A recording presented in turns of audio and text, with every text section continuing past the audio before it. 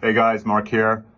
That was a tough watch, wasn't it, against Southampton? I mean, 90 minutes of 11 behind the ball, and they had a pretty tragic XG. Ours was just over 1.26, I believe, or somewhere thereabouts. So there were opportunities. We remember some of them. The Harry Wilson chance that was shot straight at Ramsdale with his four-fingered special glove.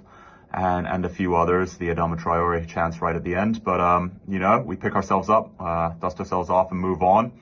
Chelsea at Stamford Bridge next, high flying, second in the league. That's kind of what you expect after you spend over £1 billion for the last two and a half years in the transfer window. But, some big names up there.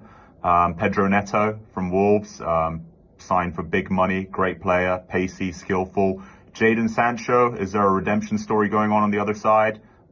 Maybe. Obviously, we can't forget Mr. Chippy Chips, Cole Palmer, never missed a penalty, so we can't give him one of those. And Nicholas Jackson seems to have found his shooting boots, rather.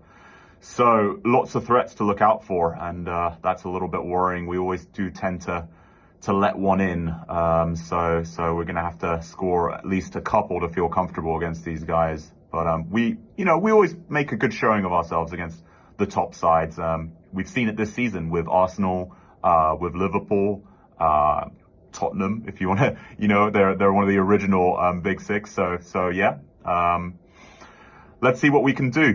One thing that was quite interesting, our old friend Tosin Adarabioyo started against Everton. And is there something we can exploit there with a high press, right? We know that he has the odd one or two casual passes in him. So if we can get Pereira, or Raul or Muniz, someone pressing him hard, who knows, right? If we get in a one-on-one with their goalkeeper, who knows what can happen. It's going to be tough. In terms of our lineup, we know that we had a couple of injuries. We had Berger, we had Harry Wilson touching his hamstring. We also had Lukic with the shoulder.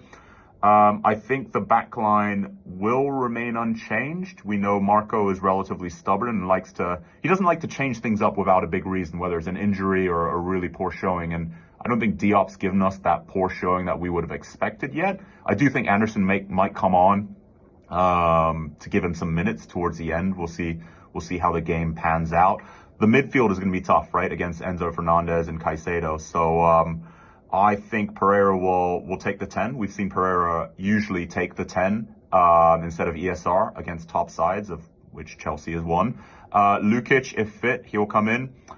I'm going to go Josh King as well. I think it's going to be a real trial by fire, but he had a great debut against Southampton. Probably the right side to put him against, as mentioned in the previous podcast.